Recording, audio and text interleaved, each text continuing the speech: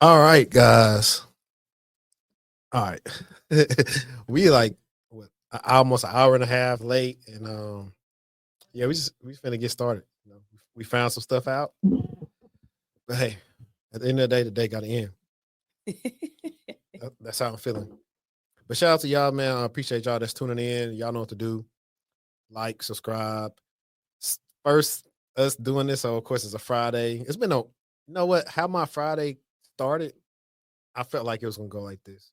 So it's just been one of them days. Like if I could play music, that's what we'll play right now. It's one of those days. Um, but let me see what the chat talking about. Shout out to everybody in there. Shout out to Before the Billions, Kenny Lewis. We not going down the rabbit hole. Hacker Valley Media. What's going on, man? What is going on? So just to wait till we get a little bit more people in here, we're just gonna ahead and talk about like last week. It was Thanksgiving. It was. I ate good. What you My ate? my little pescatarian diet. Whole bunch of sides, plate full of sides. Hey, that sounds like an album. Plate full of sides. No, but my cousins they made some stuffed salmon, so tore that down. Hmm. But for the most part, I had your average, typical sides. What about you? I didn't really eat much. To be honest, macaroni and cheese, smoked turkey by my boy Eric, Big Baby Younger. If you're in Shreveport, get out for food for real. It was fire, dressing, running me out. But you know what? We didn't like eat a lot of food. Like when we first touched down back home, we went and got some Southern Classic chicken. Matter of fact, before we left, we got some more Southern Classic chicken. And yeah, I'm not really into like eating a lot of leftover Thanksgiving food. I ate leftovers the next day, and then I was kind of pretty much done with it. It's different when you don't eat meat. It is. It just don't hit the same. But But I did have I had daiquiris like back to back night for sure. you had daiquiris. Yeah. I had tequila. Mm, Enough of it too. I bet. I bet. And then after that, we had the Friendsgiving. Friendsgiving was pretty fun. Friendsgiving was an hour away from me. I know. That's a. A whole hour. I sent it because I was like, I forgot. Like they far, Oh, far. I But think it would have been more feasible if I was already out, yeah, right? Yeah, because then it don't feel that bad. Yeah. yeah, it was cool. I think I forgot what time we left. About 9, 10, whatever. We had fun. Good little The time. girls got their solo on. I had got for like a housewarming gift. I got Marquise like the JBL party box speaker, Oh yeah. and then I got him some microphones to go with it. Also, like karaoke. We were trying to get to that, but they was acting scared. So Y'all weren't drunk enough. Natalie decided to do That's her it. own karaoke. So she got these couple of songs that she sing that I listen to all the time when I take them to school and stuff. So I put them on, let her sing, and she tried to rap the songs that I listened to, and we went from there. But enough about that. I know you guys are here. Y'all see the title, and I gotta go. Let me find that article real quick, man. And it's about the United Healthcare CEO. And I probably need a more updated article. First of all, like what you think about it? Very ghetto, not demure, not mindful at all. I think it's actually crazy. Um, it's not funny, so I'm not laughing at it, but it's just so outrageous that I can't even. I don't know what I think of it because it's just so outrageous. Like fraud, middle of the day, early morning, people in their car, witnesses, back shot, bullet with words on it. That made me almost laugh. It was a lot. I don't know if we in a simulation at this point or we in an actual movie, but like who would think we'd be seeing this type of stuff? The crazy thing about it is like they showed it. Multiple times on multiple news networks. It's everywhere. But I think that's just kind of unfortunately the degree of the society we live in today. Like everything's on camera. Do you know how many deaths we've seen on camera? And I, so many that we are like desensitized to it. and I think that's probably why they said, well, we show them killing the black people. They show them killing Exactly. a white person. Yeah. And I found so I was on Twitter and it was a tweet. It was saying his last, well, not tweet. The tweet had it like when his last LinkedIn post, and it said, "We work every day to find ways to make healthcare more affordable, including reducing the cost of life-saving prescription drugs. I'm proud to work Chief Affordability Officer Matthew, I don't know what his name is, Matthew V, and his team are doing to reduce costs for members. Active affordability, whatever you're talking about, because you're not a healthcare on their bull job. They're not covering all they need to cover with all this money that's coming out of my check. But that's a topic for another day. Let's see. Let's just dismiss this. So let's close some tabs out. But I think the last thing we want to talk about that is that at first people thought it was happenstance, but the way Buddy pulled up on him, you would have swore he'd been playing Hitman. Like for y'all, all right, in the comments, if you played Hitman, I need you to put a 1. And for the people who've never played Hitman, Hitman is a game where you are pretty much an assassin and you get all this intel on your targets. And you can steal their costumes, so you can start blending in. You just watch people what they do, watch what their movements and all that type of stuff. Real deal. It's like Buddy knew where he was gonna be. It looked like he was catching the casings, and he got in and got out of there. He got in and got out real quick. I think that I don't understand why he didn't have security with him. Like that don't make sense to me. As much money, but how many CEOs really walking around with like they should, especially in the healthcare sector. If you just they're so removed from the reality of it, but so many folks in real life, regular lives, are upset with the healthcare industry because it's hard for them to get affordable healthcare.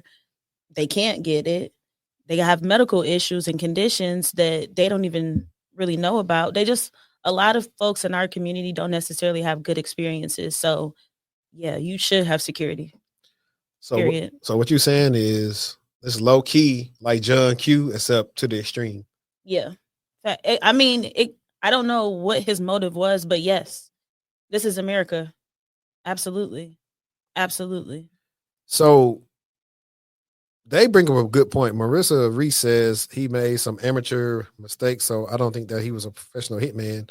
I think he was out for revenge over a loved one. That could be true because I would have thought, I don't know though, because I mean, I don't know what these people really do, but I know some people would start probably like murdering other people to make it not look like it was something that was targeted. Mm-hmm. But who knows? This is crazy. Like it can, the rabbit hole can get deep. And listen, we only go on surface level. This ain't the channel for that. Where we start getting shadow banned because we talking about stuff we ain't supposed to. At least on that level. We'll talk about the real stuff. But I guess it is. You can touch on that real quick. I know like it's the end of the year and everybody finna have their New Year's resolutions to be getting in the gym. I'll tell you just go ahead and get in the gym now. Definitely if you can. If you got it in you, get in the gym now. So it doesn't seem like such a big haul when the year starts over. I think it's important to have accountability partners for tons of different things. It's not even necessarily just for fitness, but I was bringing it up with more fitness in mind. But even if you're studying for something, a certification, or if you're studying to learn a skill set better, I feel like it's good to have accountability partners because if you say you're going to stick to a plan, right, and this is something new for you, you might not necessarily stick to that plan right away. But if you have the support of your accountability partner and they're saying like, hey, I did what we said we was going to do on Monday and Tuesday, check in, did you do yours? It may make you more likely to actually follow through with what the plan was that y'all set forth. So I am gung-ho on accountability partners. I have two of them I both met on social media. I don't really know them personally, but we just check in and say, "Hey, I did what we were supposed to do today." Yeah, I think for me, it's like low key. If you see somebody out there killing it and you just been sleeping or sitting around all day, that's my accountability. Or like for me, watching Creed 3, that's accountability right there. It's like, hold on, man, what? Let me go get in the gym right now. Let me go walk. Let me go hit some miles. Let me get my diet right. That's the biggest thing for y'all, to be honest. Like the food part of it. The food. It's the food. Like if you can get that down, like I think you'd be straight for real. But hopefully, like I said, like I work out late nights. Hang on, we got some echo right here. Okay, we should be good to go. All right, I work out late nights, so I think that's you, right? Okay, There we go. We should be good to go now. Sorry about that, y'all. But I work out late night, so it's not that many people there. But if I was to be a person, like I remember back in the days, I would work out before work, like at 5 or 6. After the new year, oh yeah, that thing packed for at least about 3-4 weeks, maybe 5 tops. Then it start teetering down to the normal people that actually gonna go to sleep, wake up, work out, start their day, and go on about the day. Like I will say, a workout to start your day does really make you feel like you accomplished something. So I would definitely say do that if you can. But if you can't, get it in when you can. That's all I really can tell you. Yeah, you ain't got to start going hammer with it. Take your time. Work your way up to your end goal. Start small. Start 10, 20 minutes a day. You don't have to go to the gym for 2 hours when you're just now starting out. Because 9 times out of 10, you're going to overwhelm your body and you're going to be sore and you're not going to go back. I agree. I'm gonna let you get the first stab at this. I believe what the first one you want to talk about this Blue Cross Blue Shield won't pay. Yes. So this is kind of right on spot and on point with what we are kind of talking about with the CEO who just got murdered in broad morning light. So the title of the article is Anthem Blue Cross Blue Shield won't pay for the complete duration of anesthesia for patients' surgical procedures. So in an unprecedented move, Blue Cross Blue Shield plans representing Connecticut, New York, and Missouri have unilaterally declared it will no longer pay for anesthesia care if the surgery or procedure goes beyond the arbitrary time limit, regardless of how long the surgical procedure takes. It says the American Society of Anesthesiologists call on Anthem to reverse this proposal immediately. Anesthesiologists provide individualized care to every patient, carefully assessing the patient's health prior to the surgery, looking at existing diseases and medical conditions to determine the resources and medical expertise needed. Attending to the patient during the entire procedure, resolving unexpected complications that may arise and or extend the duration of the surgery, and working to ensure that the patient is comfortable during recovery. Payment for anesthesia services is based on several factors, including the exact amount of time for anesthesiologists to deliver care preoperatively during the operation and when transitioning the patient to recovery unit afterwards. With this new policy, Anthem will arbitrarily predetermine the time allowed for anesthesia care during a surgery or procedure. If an anesthesiologist submits a bill where the actual time of care is longer than their limit, Anthem will deny payment for the anesthesiologist's care.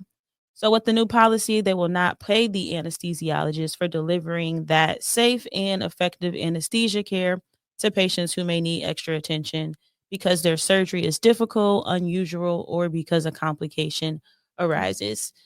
So, that's just like really a quick summary of it. I won't read the whole entire article, but there is kind of sort of a part two to that I wanted to touch on because they did go ahead and reverse that as of today. So let's see what that looks like. So let me pull that one up. And I think this is definitely in light of what happened. So this article is titled Anthem Blue Cross Blue Shield calls off surgery anesthesia cap. So, why it matters, they recently decided to no longer pay for the care if the surgery or procedure goes beyond an arbitrary time limit, regardless of how long the procedure takes, according to the American Society of Anesthesiologists, which opposed the decision. So, we know the decision was controversial. I'm sure you all have family members who have had surgical procedures and it went longer than expected. But it says after hearing from people across the state about the concerning policy, their office reached out to Anthem and they're pleased to share the policy will no longer be going into effect here in Connecticut. So they pushed Anthem basically to reverse course. And today they will be announcing a full reversal of the misguided policy. It looks like Anthem representatives did not immediately respond to requests for comments, so definitely not shocked there. But the initial coverage decision was unusual for a major health insurer. says one of the specialists who teaches insurance classes at the University of Michigan. So yeah, they reversed it. Perfect. I mean, that's good. I wonder what else they can do to make people reverse some stuff as long as you stick together. I think one of the ones that I thought was pretty cool to touch on, especially with all these breaches and everything else that we have, is NIST came out with the 6 password takeaways that people should start doing with their passwords. What do you think of them? Let me share this tab and I'll tell everybody. I think it's stuff that we already know, what we've been seeing from people. I think that it's very spot on. I had a chance to take a look at it. All right, so let me At the door. All right. So 6 password takeaways from updated NIST cybersecurity framework. I'm not going to read this like word for word because I've already skimmed through it. But one, it was talking about password length is greater than password complexity, which I agree. I think a lot of times they have us making all these random complex passwords that we can't remember. And so, for example, they said some people start their passwords with a capital letter, end their password with a number or a symbol, or swap common characters, which becomes easy for a hacker to guess what you were doing. So, to help users create stronger passwords, NIST recommends enforcing password length instead of password complexity. Instead of asking users to come up with a random, difficult to remember combination of letter, numbers, and symbols, urge them to create longer passwords or passphrases that will be easy to recall but harder for hackers to guess. The best passphrase combine unrelated words into a single, longer passphrase. For example, a passphrase like llama, shoehorn, trumpet 7 will be much easier for a user to remember than a random password like HPN ampersand. I think that's what that thing is called. 89 asterisk K quote, or maybe the quote's one part of it. And it'll be harder to hack than passwords that follow predictable patterns. I agree though, because I think the trend of that now is like we got all these password managers, so they make all these passwords to where you wouldn't remember it. What do you think of the passkey? I like it, but the thing is, It's so slow. I like it. It's just it take a little bit of time. I like it, but the thing is, if somebody got your password and you're not paying attention, you pick your phone up and you use your fingerprint or your face or your pass key, and now somebody in your account. So you always got to pay attention to that because it's been times like the other day, I was getting a prompt for something on like my Microsoft Authenticator or Outlook was giving me a prompt to accept to log in somewhere, and I'm like, that's not me logging in. So I always go to my settings and Outlook and go look at like who's trying to log in, which is a whole bunch of unsuccessful things. But I didn't see anybody that had the right password and gave me a prompt. But to be safe, I just changed the password anyway. Period. Just because you just never know. Let's see. Facilitate longer passwords. To maximize the security protection passwords provides, your password policies must be able to accommodate long passphrases. This recommends supporting up to 64 characters, far beyond what most users will need, but highly important for those prioritizing maximum security. While longer passwords increase cracking difficulty, they aren't invincible. Even a 64 character passphrase can become compromised through password reuse or being stolen by malware. Of course, I'm not even going to go through the implement MFA. You see this right here. Microsoft research shows that 99% of breached accounts lack MFA, but many organizations still treat MFA as a luxury rather than a necessity. No, seriously. Okay. I think it's crazy that there's a lot of organizations still today that you have to explain the risk that is present if they do not actually go through and implement it, especially for their administrative accounts. It should be implemented for everybody, but it absolutely should be implemented for those accounts. Yeah. And it's not for a lot of organizations. Tell me about it. That's when you start finding out, you start doing the risk assessments. Yep. Avoid frequent password changes. I think this is a big one. Like you got these organizations always make you change your password just when you remember the last one you had. I know this one because I talk to customers about this all the time. You should only change your password if your password has been compromised. And how would you know if it's been compromised? Well, you're using some sort of password solution tool that will allow you to know that, hey, we found your password on the dark web. So they have that, or if there's some sign-on risk with your account. So those are like the two circumstances. Well, you got that one. You can, like you said, password solution, or like I got, Aura will tell you if your data's been found out there. You can try, if you don't have none of that, you can try, have I been pwned? Yeah. Frequently, just try that out. And it'll tell you if your password has been seen in some type of breach or whatever. And so that's the thing you want to do. And the funny thing is also about password breaches, if your one password got compromised, attackers are willing to bet that you reuse that password for other things. Yep. So that's the trap that you don't want to fall into. And it sucks because at one point in time, all you had to really remember was like maybe your social or something else. But now you got to remember all these passwords. You got to get the master password to get into the thing. You got to make sure you got your face right and got enough light for it to work. It's like at this point, people are like, bro, I'm over it. Like it takes too much to be secure. It definitely takes a lot. And this is, so we already covered number 5, really. Like prevent the use of already breached passwords. Yep. I think, is there one more? Yeah, it is. SecOps password auditor. Okay. I didn't even look at this picture, but cool. Discontinue password hints and other knowledge-based recovery. Yeah, because how many times is you gonna put the password there or half the password there? Not even that though. If I really want to get into your stuff and I'm like, okay, let me go through your Facebook and see how many times you brought up your pet or your first teacher, birthday, your first girlfriend, your spouse, birthday, where you met at, name. y'all first date, like all this information people provide for you. Hey, we had our first date at so and so. It was love at first sight. So shoot, forgot password. Hey, where was your first date? Cheddars. I think the original point of the password hints was to let you know. Like when I was working at PNC back in the day, I would know because it was a password hint and like a picture that you picked too. So let's say I accidentally was typing too fast and put in an extra character, I would see somebody else's picture, not like a picture of me, but like a picture I chose that I would know. Like, hey, yeah, I chose that picture. Yeah, I think the best way if you want to use password hints is not make the password hints about you. Just have in your notes somewhere, these are the password hints that I use, but this is not related to my life. So hey, what's your first pet name? Pal. Or make it something funny like Pal, because Clifford is easy to guess, but like something that's not related to you that nobody know. Where's your high school mascot? Exactly. Make it a school that you didn't go to. Yeah. What's your mother's maiden name? Lie.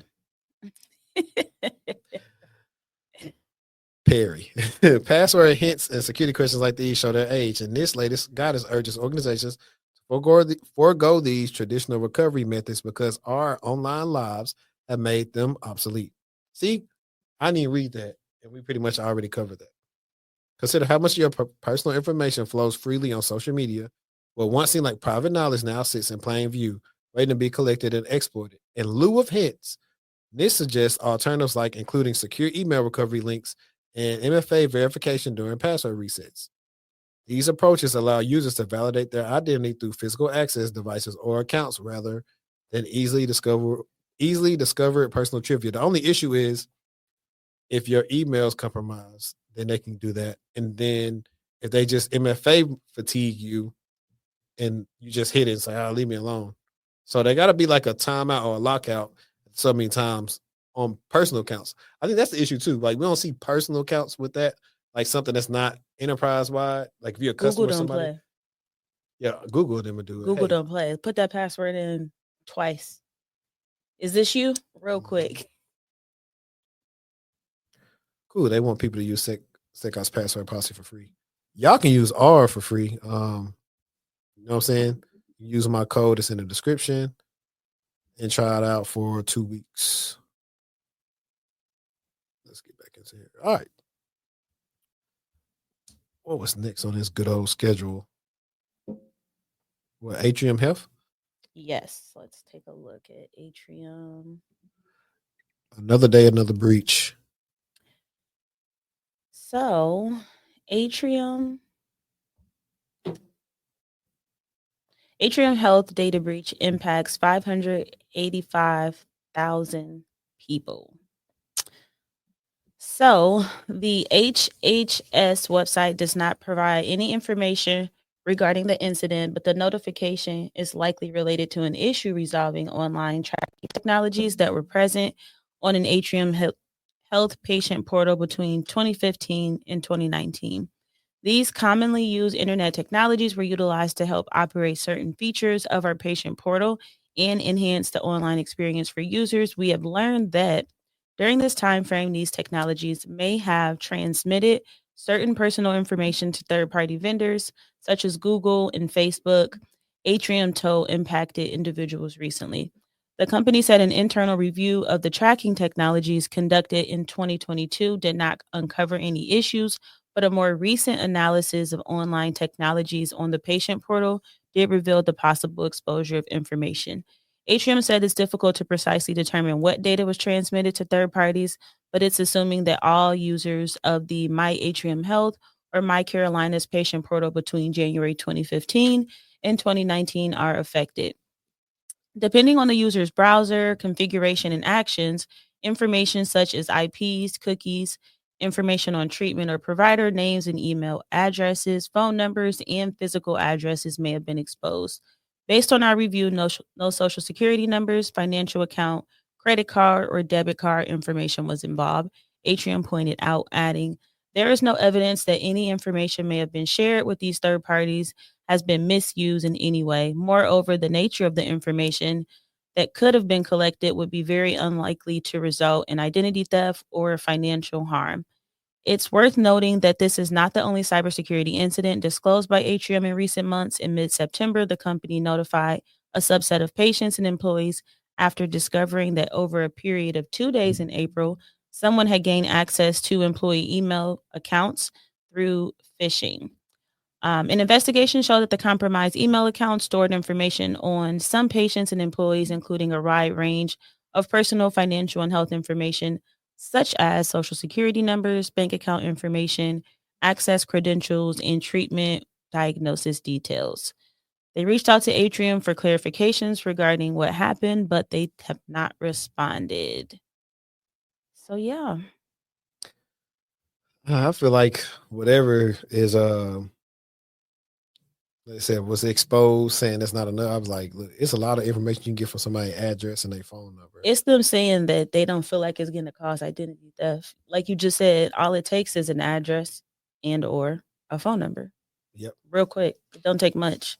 You can find out a lot of information on that. I think that's probably how they got in from that first incident that happened a few months ago. They probably established some form of persistence to remain in the environment, although, the account kind of got the compromise was remediated. They were still in the environment, potentially. Yeah. That's one way. We'll see if they actually try to admit that, but I doubt it because I'm like, I don't know about that one. I don't think they'll admit it. But like I said, even somebody knowing where I stay or whatever and selling the information and somebody getting off the dark web, it's still enough trouble for me. I mean, we just talked about the start of the episode about dude knowing the CEO whereabouts. Yeah, he was going to a meeting by himself. And I've seen different TikToks and I was wondering, they was like, do people know if they start the meeting or not?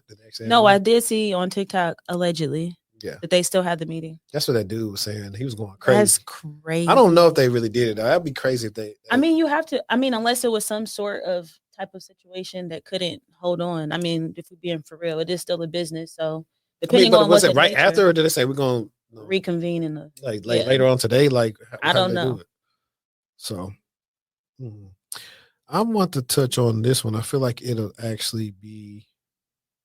All right, there we go. Let's share this. That's crazy. Let me get this up there.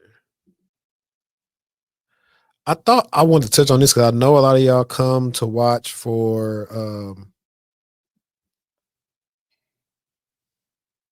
that's cool. I know a lot of y'all come and watch us for like job search advice and job search tips and tricks. And so I found this article to be particularly interesting. And I'm glad that Yahoo got it because Fortune was like, for whatever reason, I couldn't read it on Fortune even when I tried to subscribe. It says 40% of job seekers say they haven't had a single job interview this year. Waiting on a cold phone to ring or an inbox full of spam to let up, job seekers are navigating a particularly trying hiring market. In fact, a striking 72% of U.S. adults say that applying for jobs feels like sending a resume into a black box, according to a survey of more than 2,000 respondents by the American Staffing Association and Harris Post. See, now if I was just to say a striking 72% people feel like sending a resume into a black box, you'll think, oh man, that's crazy. But it's only out of 2,000 people. So that's a very small sample size. So I wonder how, like, out of this 40%, how big was the people that actually made it 40%? Let's see. While the great resignation may have seen employers scrambling to hire qualified workers, the tables have turned, and now many job seekers, and this is the first time hearing this term, and y'all let me know how y'all heard this term before, the great pause. No. Listen. Not yet, at least. I feel like Cameron and Mace gonna try to copyright this, the great pause. I have an episode called that. It says, in the great pause are struggling to get hired at all. Even so, almost half of the workforce, 45%, reports to be likely to look for a job in the new year. Since 2022, more Americans are likely to be looking to make a career change or look for a different gig. A separate poll from the New York Federal Reserve found that the number of people applying for jobs have reached a 10-year high. But many of these job seekers are finding their options to be like the dating pool in NYC or the frozen food selection at Trader Joe's on a Sunday. A little bleak or pick through. And 2024 has been especially trying as 40% of unemployed job seekers report that they haven't had a single job interview this year. We almost at it's like 300 some days, right? Because 365 days in a year. So we passed 300 at this point. Yeah, we're definitely. At what point when the people weren't getting interviews, you didn't say, I got to do something different? Probably at this point. And the reason I say that simply is because I got a client, and I just posted on my story the other day. We actually had a call before I got to work. He literally said verbatim, it must have been the resume because when you changed it, I've been getting these callbacks. So we got like 2 or 3 callbacks already. I do think that if nothing at all, nothing for like a couple months, you need to change what you're doing, your method, your resume, the story you're trying to tell, maybe your interview skills. I don't know. It could be a lot of things, but you definitely need to be pivoting. If you're sitting 60, 90 days with not one single hit, it could be more so respectfully a you thing and something that you just don't know. So yeah. I think it's a them thing, a strategy thing, because not one interview at all. You mean to tell me you couldn't even walk into a retail store and get an interview like by talking to the manager? Now I could see exactly. But you know that a lot of people don't even consider doing something different. They just kind of like what I be seeing on LinkedIn is like people will just be like, oh, I'm about to lose my house or whatever. Like, why? Because you're scared to work somewhere else and make a lesser amount. That's actually a good topic because I've been seeing that sometimes. I don't understand. If I lost my job, I'm gonna get another job, even if it's not the job. Yeah, but you know what though? Some people feel like sometimes you're close. I'll say from personal experience of being laid off. Granted, I was getting interviews though, so it wasn't like nobody's calling me back, but it was just a struggle to finally like land the right one. So I'm not gonna spend all that time. Yeah. You know, like it ain't gonna be no year. The bills is billing. So if I know, if I know I got 6 months of bill money and we on month 3, I'm gonna start accepting some stuff that might obviously be below quote unquote. You can do unemployment. That's a whole bunch get a job. But people, it just seems like from what people put out that's not what they're willing to do. It seems that exactly someone said in the comments, people not getting the job that they want. Yeah. So if you don't get the job you want, you're just like, well, I'm not going to work. That's how it comes across sometimes on social media. Not speaking for everyone, because I've seen one girl I follow on TikTok. I don't remember what she got laid off for, but she worked at McDonald's. She get dressed up, face beat, hair beat, to go work at McDonald's. Day in life at McDonald's. But she shares her journey, and she's like, I'm not ashamed about it. I'm still looking. I'm still waiting. But yeah. She probably making more off TikTok than she is at McDonald's. Yep. But No, I mean, like you'll see people, hey, I'm gonna be something behind on my rent and stuff like that. Like, I agree with you because, like, see, when I was laid off, it was just me. So I was like, push gonna shove, I could thug it out. Mhm. But when you got a family, you can't like let it get like that bad. Like, shoot, go move back in. If you ain't got no family, figure out something. Now, if you don't have a family, the odds are definitely different, and you might have a little bit of more flexibility into what you can tolerate, right? Versus someone who isn't, their risk appetite isn't that big because they have a I think family. I would feel bad for people with like small babies or like infants or toddlers that like not in daycare, stuff like that. I know that could be a little bit rough because finding somebody to watch them and all the different things you want to do. I think that could be an issue.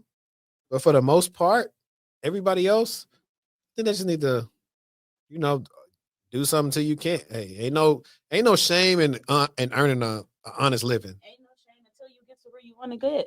I think I was watching one of them. It was either Pop the Balloon or something. I was like, see, people. I was like, people don't even respect people that have like a regular job no more. Like they want everybody to just have a glitz and glam life. I'm like, cut it out. So back into the article, employers have leverage. While many employees might be looking for the door, they're finding one shut in their faces. It's in part employers seeking to have leverage and a swing back from rosier years prior. It was a job seekers market in 2022 and early 2023. They need to go before that, 2020, late 2020 and 2021 as well. Adding that at one point, there were multiple job openings for every job seeker. Businesses didn't want to lose out on top workers at a time when so much top talent was resigning, so they hired more workers than they needed. Facts.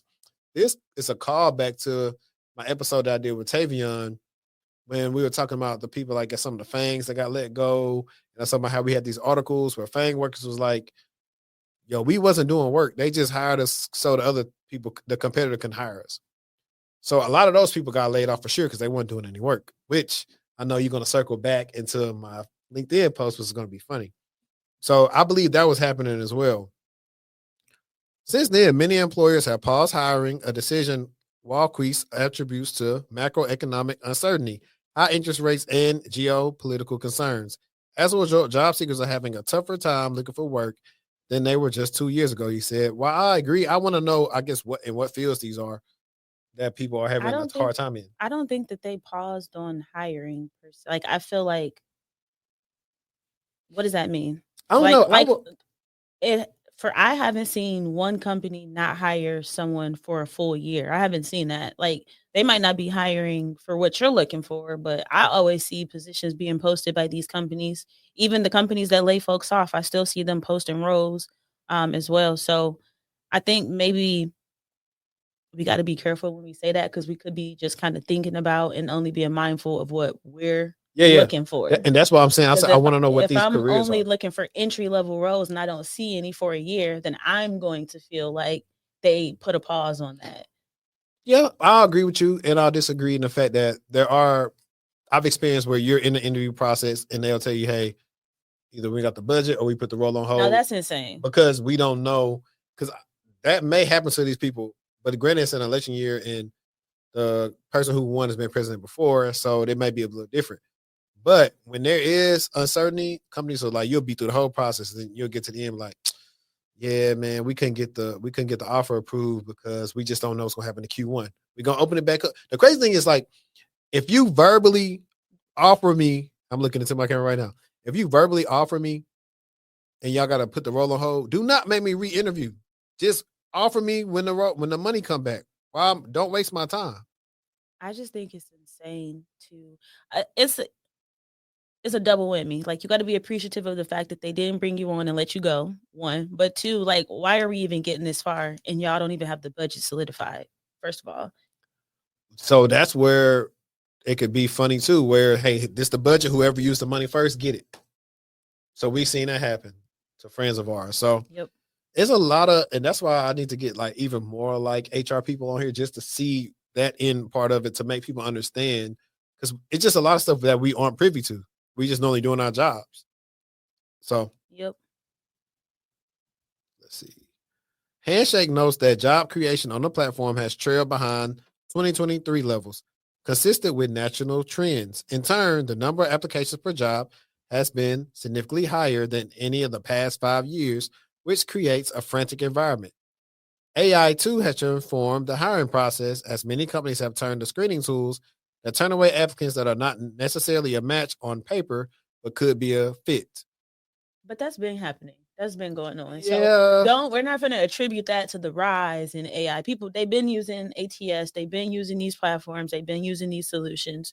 So I don't necessarily agree with that. We're not going to just blame that one on AI. We can blame AI for something else.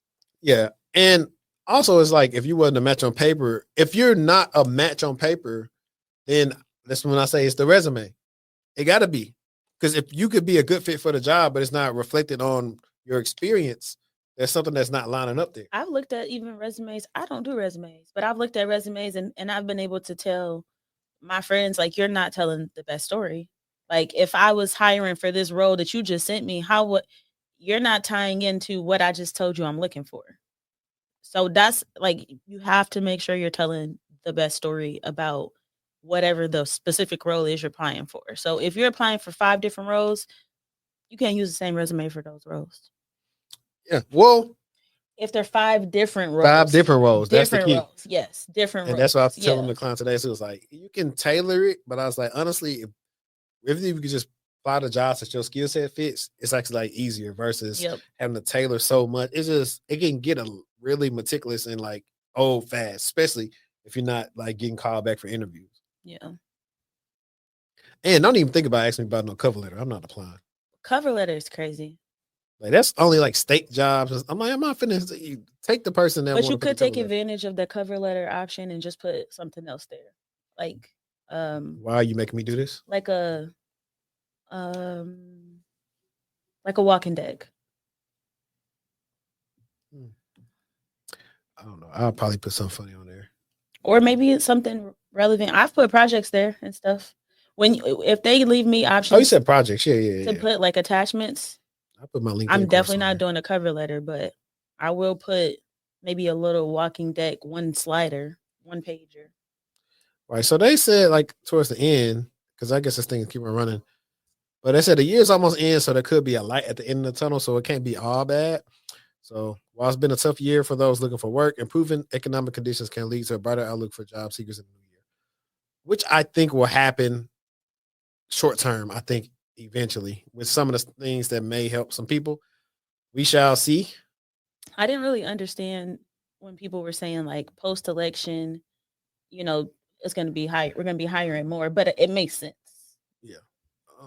Let's see. Let's remove this and let's make it solo. All right. Oh, cool. We must got a lot of shout. If you in here from Twitter, like let me know in the chat, because I think we got like a lot of people that's watching on Twitter. And while we at it, I'll just read some of these comments. Prince Markey says, I was laid off in late September, and I totally understand now what folks are talking about. It was a rough market out there. Jobs I said no to a couple years ago are offering $50K less and no bonus. That's crazy. Yeah, tons of job hiring, very few entry-level roles, and I noticed they take 2 roles, make it onto 1, and drop the salary by. Yep. I had jobs ghost me after 3 interviews in the project because there's no job to begin with. Hey, I'm not doing a project. I'm not going through all that work. What type of project? I'll do an assessment, but I'm not doing a project.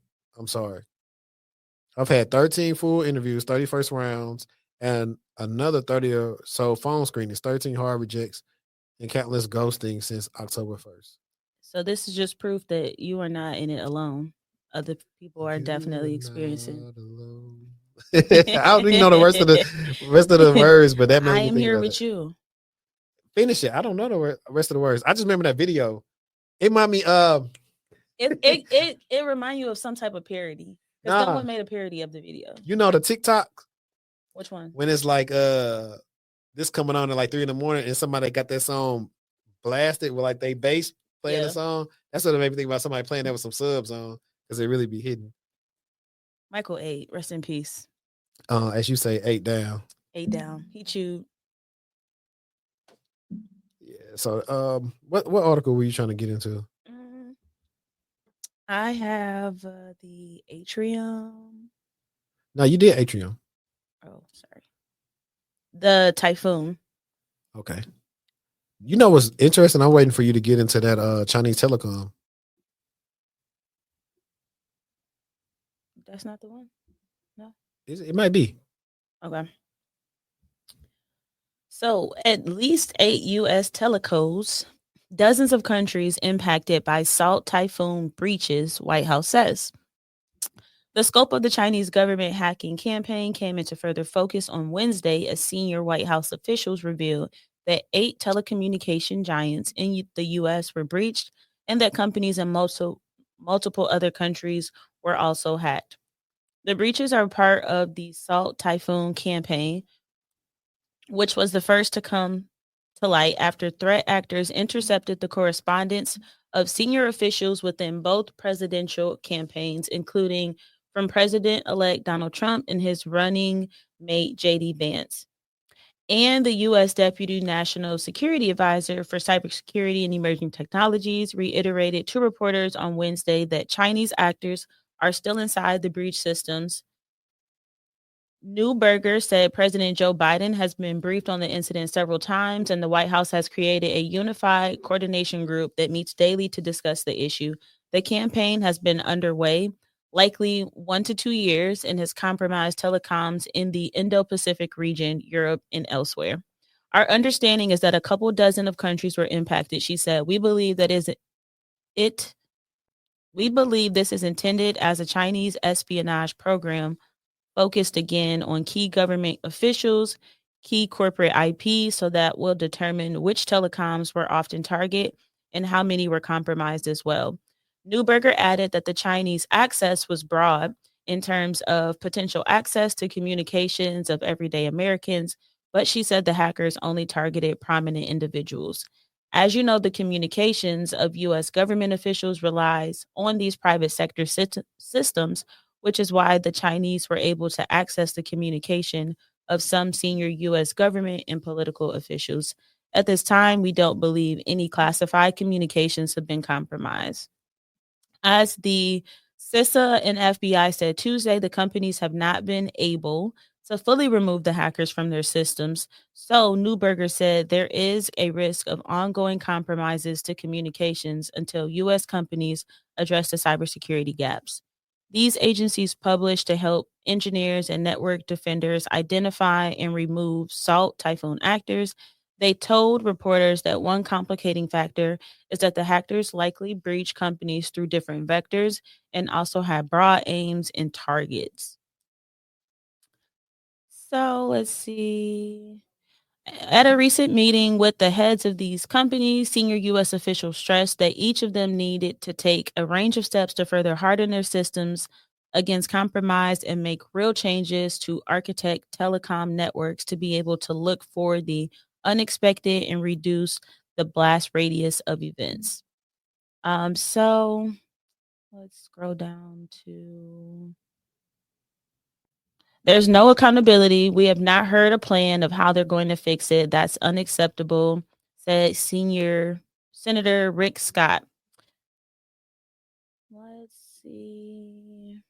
They were not built for security necessarily, he says, adding that it will take months for the government to give direction on the changes that need to be made. I mean, honestly, is the government the best person to tell you how to fix it? I don't think so. That is so bad. It's so bad. They're still there, guys. And they're still in their systems. They're still there. Yeah. They're still there. Wasn't T-Mobile dealing with this? Yeah, they just had something happen recently too. No, I it's was funny. gonna put that in there. I That's just what's seen funny. I seen the job post and they had like a senior manager in Frisco role. Really? But that'd be when you come to the office like 4 days a week. It's a big end and a little old. I got that from Fighting Temptation. Oh, I watched The Temptations. Okay. On Christmas or on Thanksgiving. Let me see. Let me get into this one. Because people didn't know I had this lined up here. And I saw this from she's the CISO of Nordstrom. And I'm gonna keep on trying to get her on here. When I get on here, I'm gonna feel accomplished. Her and Sarah Bond. Xbox. If I just gotta go Deloitte, not Deloitte, Seattle, and walk around till I see her, what I have to do. So Deloitte has this article saying why only a quarter of cybersecurity professionals are women. And in the article, it actually gets into also the gender pay gap. And then I found another article to kind of substantiate why some of this may happen. But I'm gonna read a little bit of this. I'm not gonna do the whole article. Then we're gonna go into the context of why that pay gaps may be happening. As of 2023, women make up only 20% and 25% of the cybersecurity workforce, according to training body IC Squared. New research from Deloitte explores the reasons behind the gender gaps despite the high demand for skilled professionals in the industry. Half of young working women interested in cybersecurity feel they lack sufficient knowledge of the field to pursue a career in it. Furthermore, 55% of all women surveyed believe the industry could prove intimidating, and 40% are concerned that they won't be taken seriously.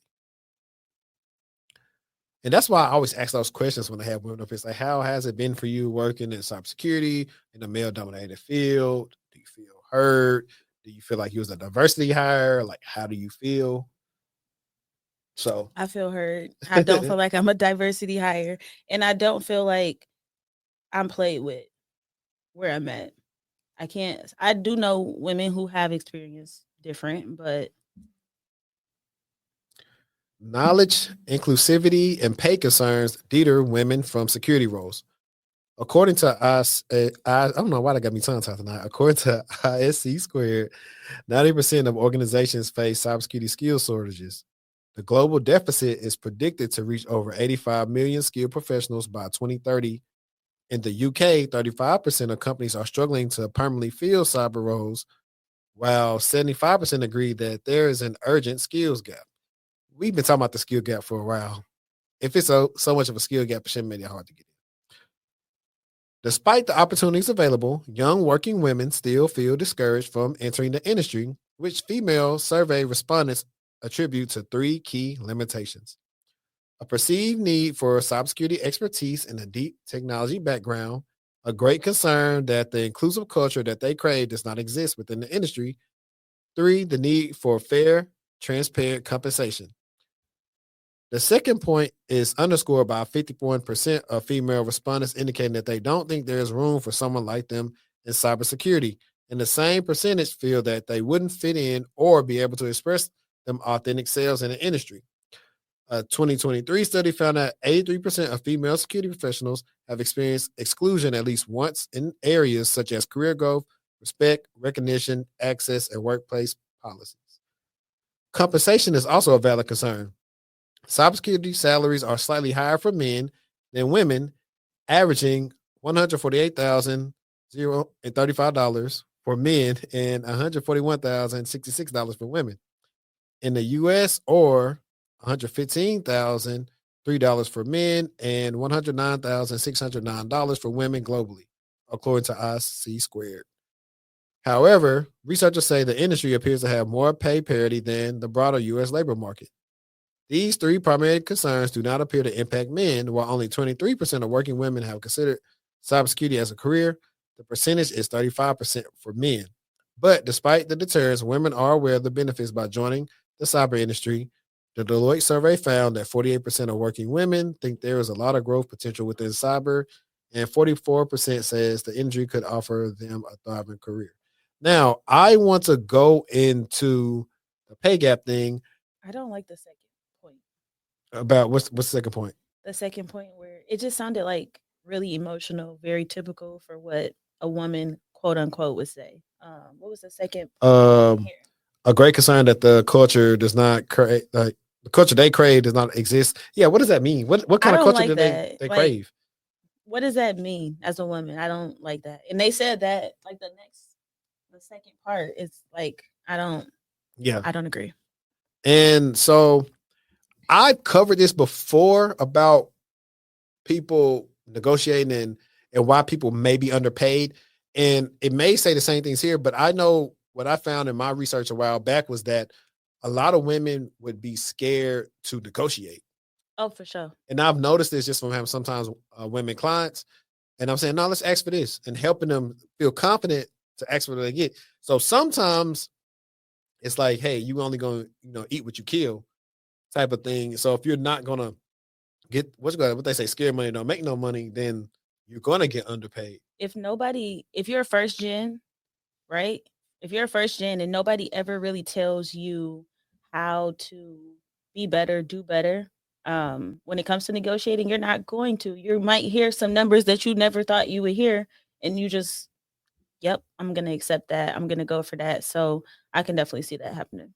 Yeah, and like If you don't have anyone who has negotiated to tell you to negotiate, how will you know that that's even a thing for you? I mean, there's more chatter about it today, but 5 years ago there wasn't. yeah, and that's because the inception of people being transparent. You got the salary transparency Yep. sheet where people say, "Hey, how much money you make?" Like a lot of people don't know that some of these jobs make money or don't make money, Yep. and that's the whole thing. And like I said, that's one of the biggest reasons why I got into IT is like when I found out, hey, these jobs start off get making more than architects.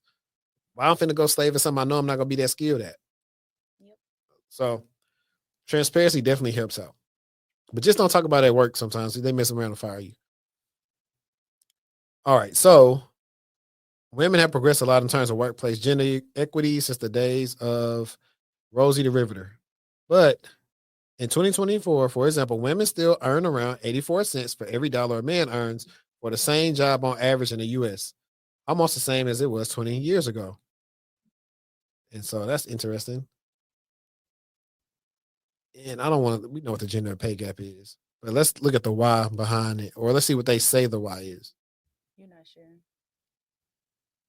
It says, oh, that'll be all right. It's sharing, but it's not on the screen. That's what it is. There we go. So the gender pay gap refers to the difference in earnings between women and men. Specifically, it is the ratio of women to men's median earnings according to the U.S. Census Bureau. For full-time workers, and importantly, the often cited 80% statistic provides an incomplete picture of women's experience in the labor market since the gap is exacerbated for women of color. Hispanic and Black women experience the largest gaps relative to white and non-Hispanic men. So they say there are many reasons why the gender pay gap exists. Traditionally, women have had lower educational attainment, been segregated into jobs that pay lower wages, and had less continuous experience in the labor force. But we cannot attribute these trends to women's choices alone. Legal constraints, economic structures, and gender norms have also played a role in shaping women's preferences and choices.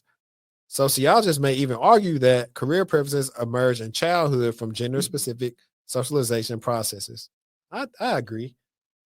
You really, that's why I think there is a big deal when a woman says she wants to be a scientist. Because typically it's like the liberal arts things or more creative things. That's what they'll typically do. So when they do those like majors, you'll always find like it's probably like 15 guys, maybe 3 girls in the class most of the time. So, and that goes back into like, hey, what is it like 20-25% of women was only interested in working in cybersecurity anyway? So that goes back into that. So the other 75% want to do something else. Let's see. On the demand side, gender discrimination at the point of hiring beyond has contributed to lower pay and fewer promotional opportunities for women. However, it is difficult to measure the extent to which implicit and explicit attitudes of employers account for the wage gap. Let's see. Regarding MBA graduates, the gender wage gap tends to increase over time. Researchers at one top program examined multiple cohorts of MBA graduates 13 years following graduation and found that Parenthood impacted women's earnings more so than men's. At 13 years out from graduation, women were earning 56% of what their male classmates earned. Factors like taking time away from work, working even a few hours fewer per week were found to have tremendous impact on women's earning later in careers. Caregiving responsibilities has a negative influence on women's earnings, whereas men have been shown to actually earn more upon becoming fathers. For those in the highest paid jobs, the returns for what sociologists call overwork are huge and contribute significantly to sustaining the wage gap. And let's see what this says. At a more micro level, we also know from experimental research in social psychology that women receive less credit and also claim less credit for their work when engaged in joint tasks with men. I have a recent paper co-authored with Jers Murris at Wisconsin where we examined almost 2 decades of data to demonstrate the effect on gender wage gap of a job's interdependence, meaning the extent to which a job requires working on a team, or coordinating with others. Over time and across industries and occupations, jobs that are rated as more interdependent, meaning they require two or more people to sequentially complete tasks, have higher gender wage gaps. This is going to be like a long article, so I'm not going to go through all that, but I do see like the thing where they're talking about I don't like the caregiving thing, but it is true. that makes And more. that's why a lot of women who have put their career at the forefront of their lives really struggle when they come to decide when they want to start a family, because they know at some point in time it's going to hold them back from doing something in some way, shape, or form, because you can't do everything, right? Mhm. You're going to be off work for maternity leave, hopefully, if you get that, for X amount of time, depending on your company. You might get more time, you might get less time. But during that time, you're not learning, you're not building up a skill set, you're not really staying up to date with what's happening internally with the company. You're missing out on, that stuff. And it does suck because, that's kind of not what we were put here for, but like, who's going to bring the babies in? Yeah. And I can see from, like they said, socialization and society norms of them perceiving why men should make more because they feel like they're the providers, and the women with the kids and the children typically would be at home, homemakers, and doing other things. So I could see why they would feel like the men should make more. But now it's like it's very different. You do have a lot more career driven women, but I'll see women that's like very successful be like, I just want to get scooped about a rich man and take care of my kids at the house. So that's one of the things too. It's like when you really think about it in your heart of hearts, and I think this is not want to turn into one of these sexist shows or anything, but in the heart of hearts, are thinking about who wants to work and who doesn't, and then you talk about what type of work somebody would do. That's when you start seeing, like, I guess the true nature of what somebody would really do if they didn't have to do things to provide for themselves. Yeah. So I think that's what a lot of stuff stems into, because like who wouldn't want to, like, think about it when it is the people who have kids or who are full-time moms, they get this, like, you got to miss certain things because you got to work. Whereas at least for a certain point in the kid's life, you could be at everything. You don't have to worry about that. That's you like you're feeling a part of their life. I think a lot of people, like, they struggle with this, like, dang, I'm missing all this stuff, but I got to work for them. They said, I wish I didn't have to. Hey, I'm sorry I can't come to the thing because I do this and that. I think a woman would have a harder time saying that than a man would. Like, hey, I got to work. It is what it is. And he's like, I'm gonna try to come to something. But hey, I gotta keep this roof and everything over your head, or I gotta keep this money coming, and it's what it is. I think it depends on the person too. Yeah. You have some men that feel like that, and then you also have some women who can be, quote unquote, I'm not saying you're heartless, because I don't think you're heartless, but people would read that as heartless, right? Some folks would read that as heartless. You got a big project you got to close on. Your baby got a winter concert. You can't make the concert because you need to be at work. Like I said, you can't do everything at once. Mm-hmm. Some days you're going to be a better mom. Some days you're going to be a better employee. But it's just really about finding that balance. Yeah, I think the solution is to have a live-in grandparent, like across. Yeah, close. But it sucks though, because if it's the grandparents, they outside. I just thought about Beat King, but no, I mean, that's a good point. And think about it, everybody don't have a family with like one child, and everybody don't have a community to support them. Everybody don't have parents, grandparents, aunts, uncles, cousins that are willing to step in. Not only that, everybody don't have family that you want to step in. Like, that's the one people are forgetting about. Take that part right on up. Sometimes you don't want them to have nothing to do with your kids. Can't go over there. Don't worry about it. We'll figure it out. Is the stance that a lot of people take. Let's see. Put this on there. You had, I think that was the encrypted messaging app. That's the one I was talking about. See, that's the other one, the other telco one I said. Which one? The FBI urged Americans to use encrypted messaging apps. Yes. Okay. Let's chat about this one. So this is titled CISA, FBI urge Americans to use encrypted messaging apps to combat Chinese teleco hackers. So U.S. government officials said Tuesday that the China-backed hacking group dubbed Salt Typhoon, we just talked about them, are still inside some of the networks of America's largest phone and internet providers weeks after the long-running campaign first came to light. Cybersecurity agency CISA said in a call with reporters the affected telecom giants are still trying to evict the hackers, in part because it's unclear what the hackers are aiming to accomplish. News first broke in October that South Typhoon was reportedly deep inside the networks of AT&T, Verizon, and Lumen, formerly CenturyLink, among others. T-Mobile said it was targeted but largely rebuffed the attackers. The access allowed the Chinese hackers to access real-time unencrypted calls and text messages as well as metadata about who the communications were sent to and from as they traveled over the phone carriers' networks. U.S. officials believe the industry-wide hacks may be China trying to carry out a wide-ranging spying operation as the hackers were found accessing the communications of U.S. officials and senior Americans, including presidential candidates. South Typhoon is also believed to be targeting systems that house much of the U.S. government's requests, which may help to identify Chinese individuals under U.S. government surveillance. On the call Tuesday, officials from CISA and the FBI urged Americans to use encrypted messaging apps to avoid having their communications intercepted by Chinese spies or other hacking groups. Encryption is your friend, whether it's on text message or if you have the capacity to use encrypted voice communication, said the CISA official. Signal and WhatsApp are among some of the most used end-to-end encrypted messaging apps, which prevent anyone, including the app makers, from accessing the communication of its users. The U.S. government also provided guidance for telecom networks on how to harden their networks from the China-backed hackers, noting that each victim company's remediation efforts will be unique. The fact that they're still in the company's environment for me, honestly, I can't get past that. Yeah, and then they want to. I'm so sick of AT&T. Come to Verizon. Can you hear me now? Listen, Verizon, if you ever watch this, sponsor the kid. I've been a loyal, faithful member for a while. Y'all a little high, but I get what I pay for. I mean, what am I getting? What I'm paying for? Nothing at all. Data on the dark Just people keep web. on texting your new Yeah. numbers. I just think it's. Let's talk about encrypting those type of messaging apps. WhatsApp. What was the other one? I think it's, Signal. that's one of the things, the issue. So, for example, when I text Android people, RCS it's encrypted. When I use RCS with iPhones, it's not. And so that's why they're pushing Apple, hey, please update this so it could be encrypted.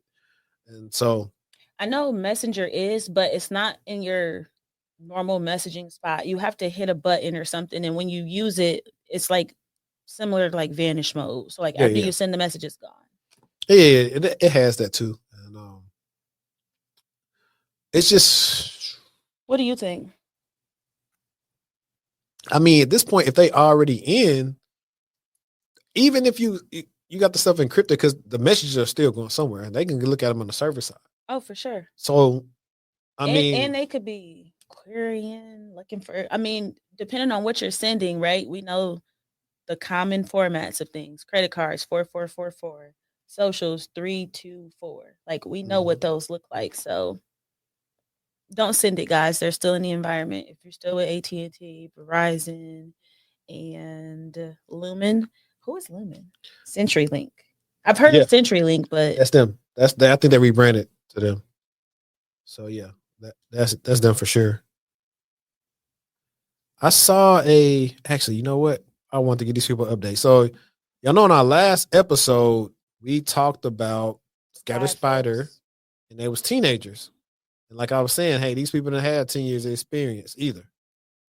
So let me put this on stage real quick. Why is it not presented? Hang on, y'all. I think that they were so young. They were like 20, 21, 25. They were pretty young.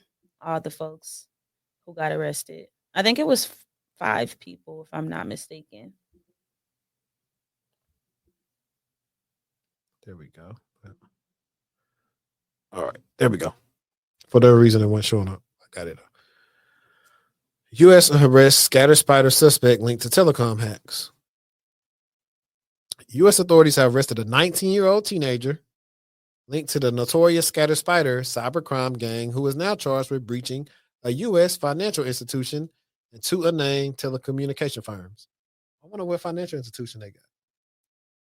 And they ain't gonna tell for 6, 7, 8 months. Right. Remington Goy Ogletree, also known online as Remy, breached the 3 companies' networks using credentials stolen and text and voice phishing messages targeting their employees. Now, y'all remember earlier we were talking about somebody being sophisticated enough just to see different things about yourselves and craft these different emails and social engineer you. That's literally what he did. He also impersonated the victim's IT support departments and calls designed to pressure the employees into accessing phishing sites where they were asked to enter their usernames and passwords. Now they know that's why companies always send these things out. Hey, we will never ask you for your password. We're not going to call you and pressure you into your password. Like, I always want to know who these people that got compromised because I feel like they have bad, what's called it, security awareness. Oh, for sure. Most people do. She overly secure. She reached out and said, "Hey, I don't see the lock icon in the URL. Is it okay to use Chrome?" I was like, she needs some IT training, but yeah, it's good. We told her it's good. Oops. Jeez Louise. What's going on here? Ads. I know. Ads adding. My thing is, it don't want me to tell y'all what's going on. Give me a second. I think that's where we're at right here. Yeah. The U.S. financial institution allegedly hacked by Ogletree told the FBI that roughly 149 of his employees were targeted in a phishing campaign between late October 2023 and mid-November 2023. That redirected them to phishing landing pages impersonating the company. And to elaborate even more, these phishing landing pages probably were some typo squatted domains that look enough like a website that you would access from work. That's probably what happened, and the people weren't really paying attention. I was just about to say, and if you was busy clicking through emails, they wanted emails. It had to be. I want to say they did it through phone, because that's how they like to get down. And if you can fish somebody on the phone and get them to click a link on their phone, there's a small window of opportunity where they're not on a corporate network where the threat can't be mitigated as fast as if they clicked on it on a work computer. Yeah. So that's why I want to say they got them from the phone. A review of screenshots of the phishing messages reveals statements intended to mislead the employees into providing their credentials, including fraudulent messages claiming their employee benefits package was updated and your employee schedule has been modified. Some of the phishing messages told employers that they had an inquiry from HR or that their VPN profile was updated. Who falling for this stuff? Also, between October 2023 and May 2024, Ogletree uses access to telecom systems to send over 8.6 million phishing text messages to phone numbers across the United States designed to help steal recipients' cryptocurrency. My boy. He was going ham. He was going sick. Earn a balance now is available with y'all at your common sense, man. If you know you ain't got no crypto, why even pay attention to it? As Trend Micro reported in October 2023, some of these attacks targeted the customers of legitimate crypto platforms, Gemini and KuCoin, using the yourgeminiclaims.net and KuCoinClaims.com domains. But see, the thing that the hackers always mess up on is they'll have a full number versus it's supposed to be like 6 digits, or it's like 5 digits, like one number, then a dash. Yeah. Whereas like something that actually came from like a company or something you signed in to get updates from. And that's where they messed up at. Because I got some BS the other day. Like I got something like, hey, you're what did it ask me? It was something, but it was like a full number. I said, man, child, please. I got a phishing message the other day that was the worst Canva looking situation with the URL there. Who's sending that? Right.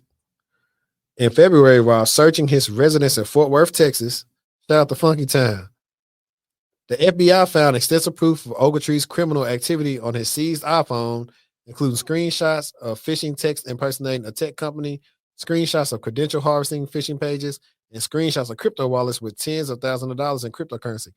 Now, what kind of fool you got to be? Screenshots. Get your card. To have your phone. What type of criminal you got to be to have your phone He probably was bragging to his It's friends. the fact that he had the screenshots in his phone of the stuff you're doing. Evidence. I just know he had like went about him like he forgot about foreign. his digital footprint. He forgot. Like, fam, you don't even need that. And it was the iPhone. iPhone. During his subsequent interview with the FBI, Ogletree said he knew people who commit all sorts of crime, and key Scatter Spider members, adding that the hacking group target business processes, outsourcing companies because they have less security than the companies they work for.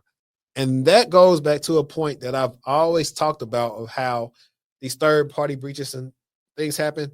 Hey, we know Apple is super secure, but we know Orange is a third-party company, and they ain't got the type of money or secure measures that Apple has. So we're going to hit up Orange hard, and we're going to squeeze them. That's what they do. So this is going back into what we covered on one of the last episodes with like all those other people they arrested. But as you can see, let me go to solo layout. As smart as the attackers are, they pretty dumb. The screenshots is crazy. On your iPhone. Like, why have any of that stuff at your house? Like, why have it in your phone? Thank you. If you think about it, this dude's a 19, so their brain's not fully developed. Definitely they probably stunned. I know they probably bought some purses and everything else. He was in Fort Worth too. Mm-hmm. Real local. He probably had to pay for his protection so he didn't get robbed. So that's crazy. Boy was really in Fort Worth. Boy was on the stand by Lee. 19 years old. We need to ask Lee, do he know him? Right. If Lee, if you watching, do you know that man that was hacking with Scatter Spider? And I know it's another post. It was like a person was like, should they give up? Let me see. I think I got the screenshot because I know we gotta cover some of these TikToks real quick. Don't forget to do your LinkedIn. No, that's for you. Oh, excuse me. Yeah, you said you want to do it. But there's this post in the Black IT Network saying, anyone else feel this urge to give up on tech altogether? Not trying to sound negative, but the way these companies are laying off and how they are treating their employees after offshoring their positions make it not worth it anymore. I have a degree and experience, and not only am I getting laid off, I'm witnessing the same company have them train their replacements. Open positions and bypassing everyone who qualifies for people that have less experience. And I'm sure it's because favoritism. I'm losing interest fast. This isn't anything out of the norm. Unfortunately, we have a lot of access to see a lot of things. I don't think that really should make you give up because it happens. Two, the companies who are being cheap and outsourcing everything, their day is going to come. The shady stuff ADT did, I think they suffered a breach and the dude tried to quit before he got fired and like it didn't work for them. Like the company's going to go down. So you got to look at it this way, like it's going to be an opportunity for another company to rise, because when we have these tech conversations and all the people talk about remote work and then all they always want to say, oh, well, they just make everything do it overseas. I said, okay, they can do it overseas, but that don't mean it's going to be done well.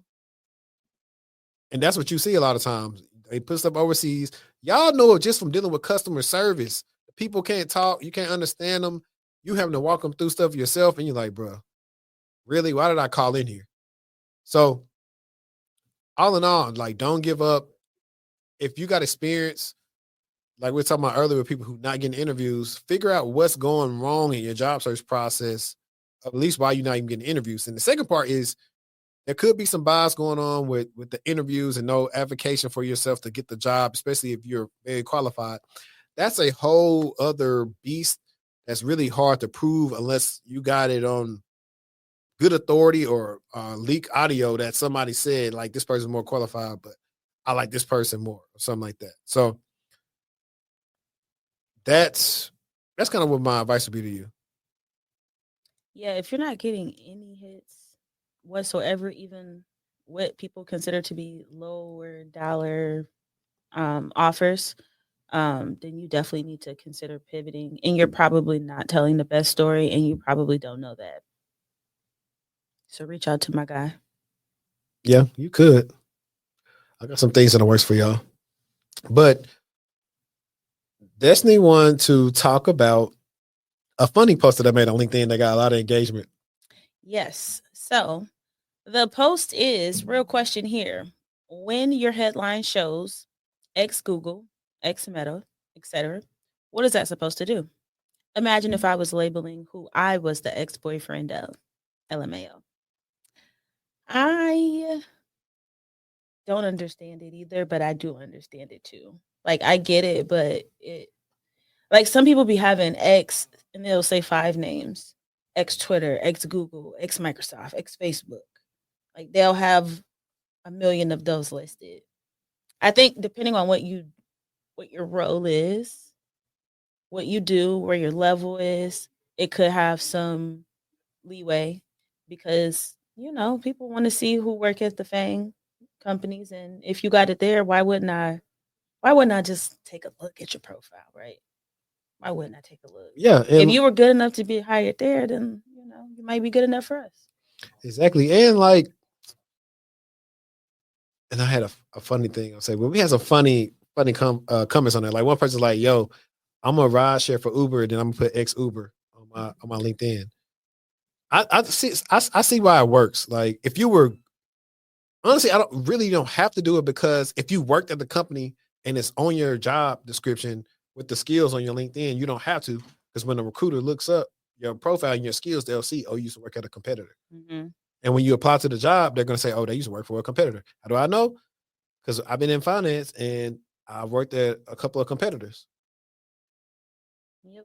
And they probably hit you up because of that. So I see why, like I said, it may help. I don't know how many people just looking at, hey, let me find X Fang. Like I'll probably have to get a recruiter to get them to weigh in on it, like far as that. Cause sometimes you could have been the person at a Fang that wasn't doing no work like one of the other people. Exactly. So, Or you could be the person at the FANG who like, why are you X Fang? Like when you ask the question, like, why are you X Fang? Yep. Were you performing good? Or did you just get laid off? Like, what's the whole deal with it? Hopefully you told your story on LinkedIn if you put in X whatever on there as to why you're no longer with the company. So, I mean, If you were laid off against your will, right? Not due to performance or anything like that. I don't know what y'all think about it. How y'all feel about people with the X Google, X Meta, X Fang? Like, I think in some way people are smart about it. They're using it as a way. You need some juice. Yeah. Oh dang, this ain't even no, this the right one. No, I was gonna. I mean, even though it's live, I don't know where my backpack at. It's probably over there. Nope. Right there. Oh, shoot, it's over there. I'll probably get it, but I got a charger in there that you can use. Okay. But yeah, how do y'all feel about that? The X Fang stuff. Someone says I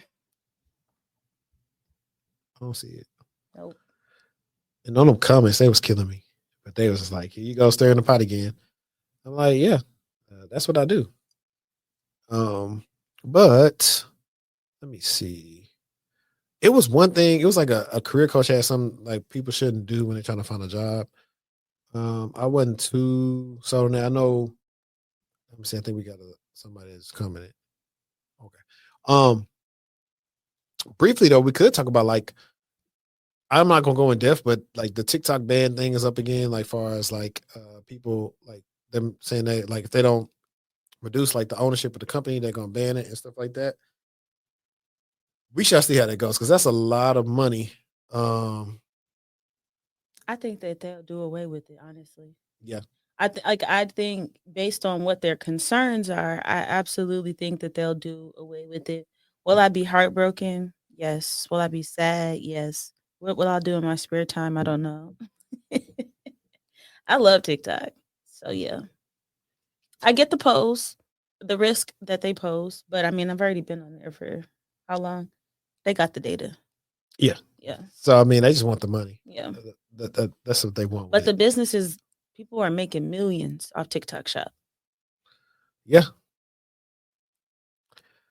So I know some of these are your things. Let's look at this one. I'm not making any new friends at work, and hopefully they can hear this when we share this. Hopefully everything is coming out of the mic. Let's see.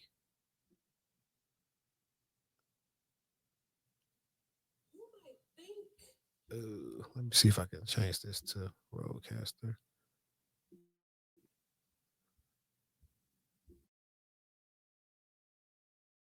It ain't coming out. Hang on. Let me see if I can.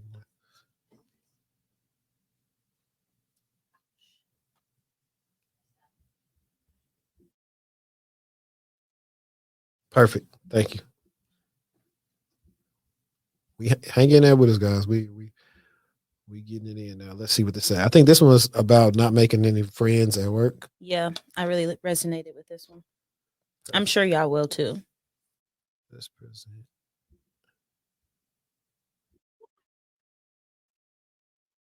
Show new job. Matter of fact, you might go into it with every intention.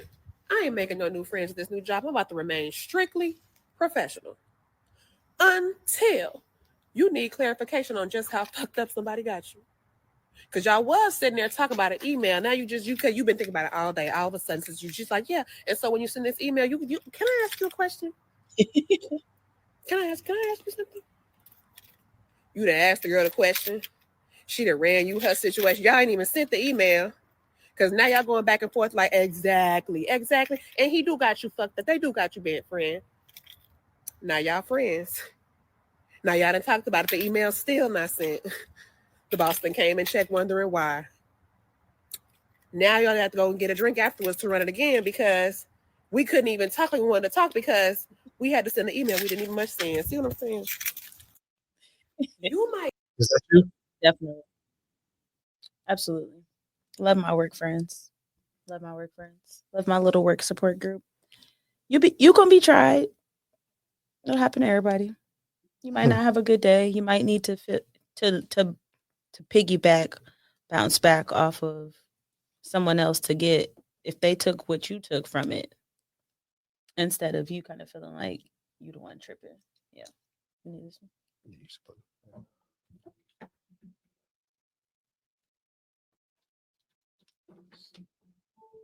But yeah, I think it's crazy. Will it reach for you?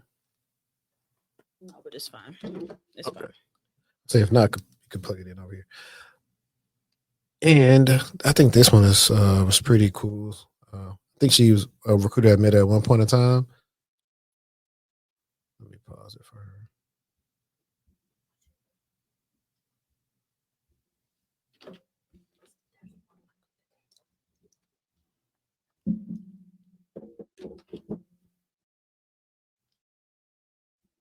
We listen and we do not judge. Hang on. That's what we need. That's what we should have did. That's We were what we prepared. shoulda We did should have for came and said we sure. listen, but we don't Yeah. judge. Mine would be if the application is workday and it's late at night, I'm not applying. Give me what's the other one? ICIMS, Yeah, I know what you're talking about. I know what you're talking or about. just give me the one that say send my resume. Like, why are you applying to jobs Workday and you got to re-put the information better. on your resume? Workday do It's better. already there. And it don't pre-populate or nothing.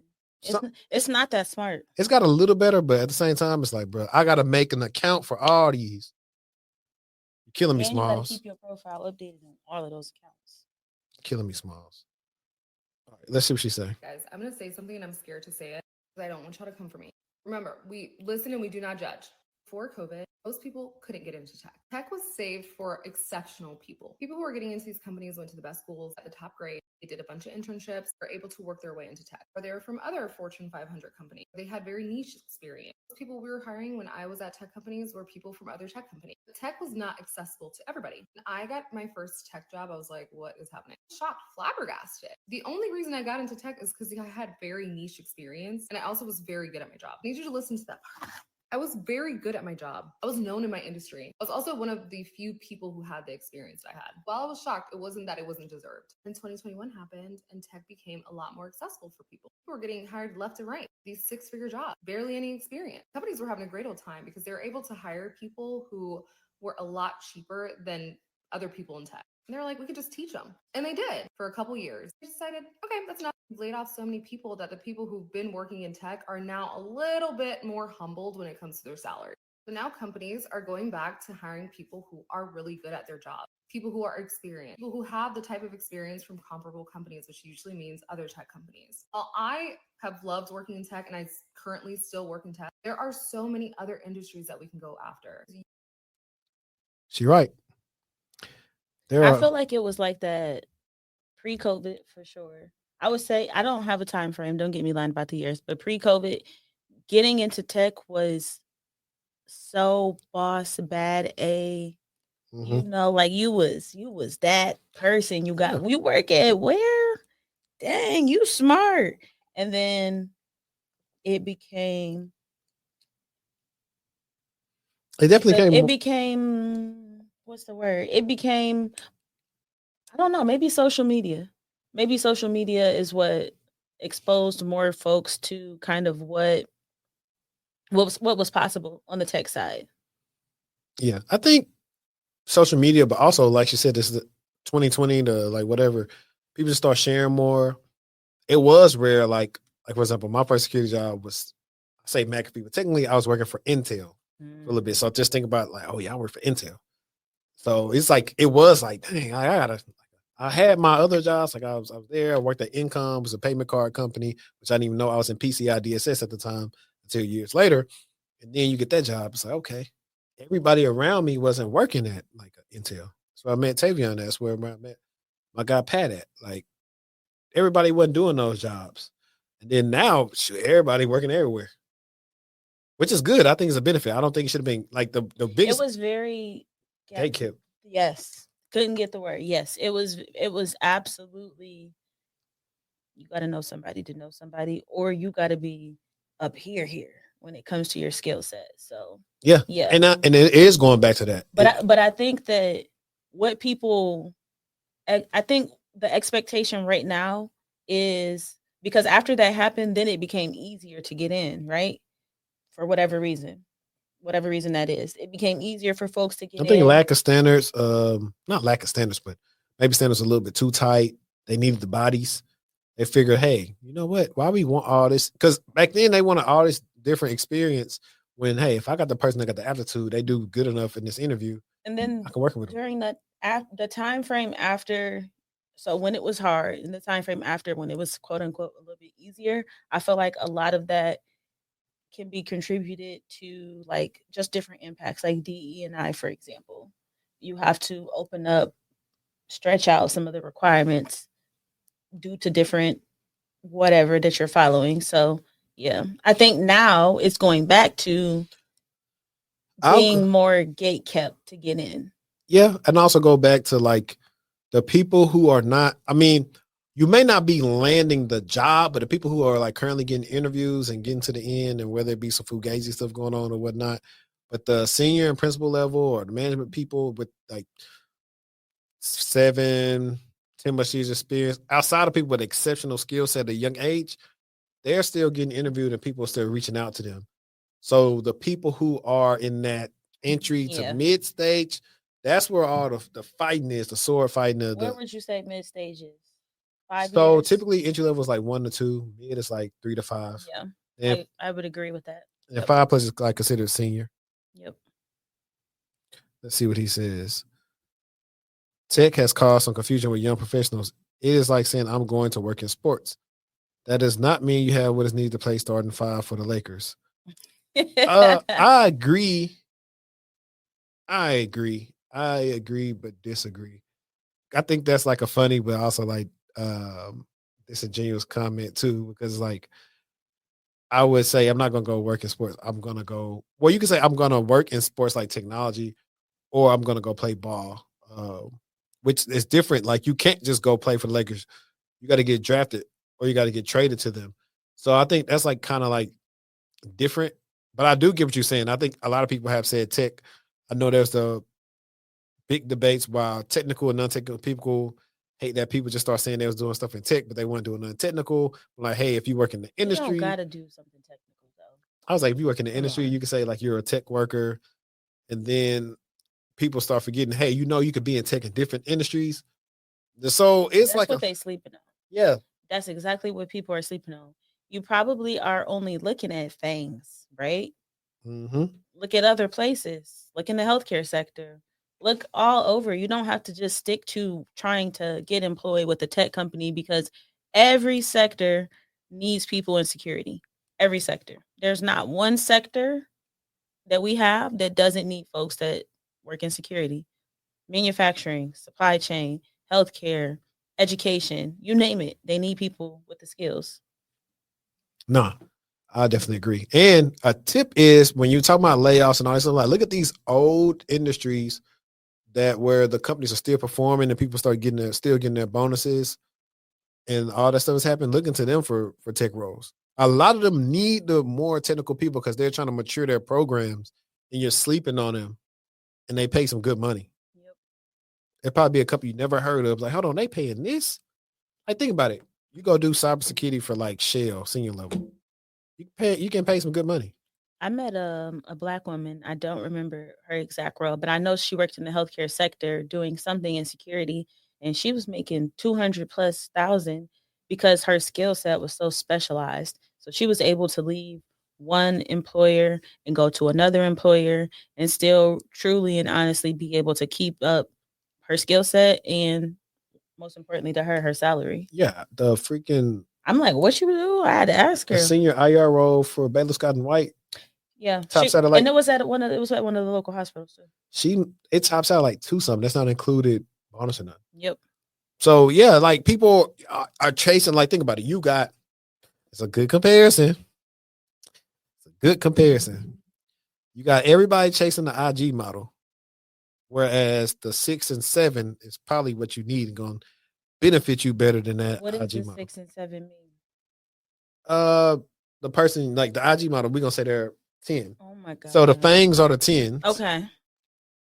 The normal regular girl you see in the grocery store. Why she gotta be a 5 or a 7? I didn't say that. I said 6 or 7. That's still low. When they dress up, they go to like an 8 or a 9. Okay.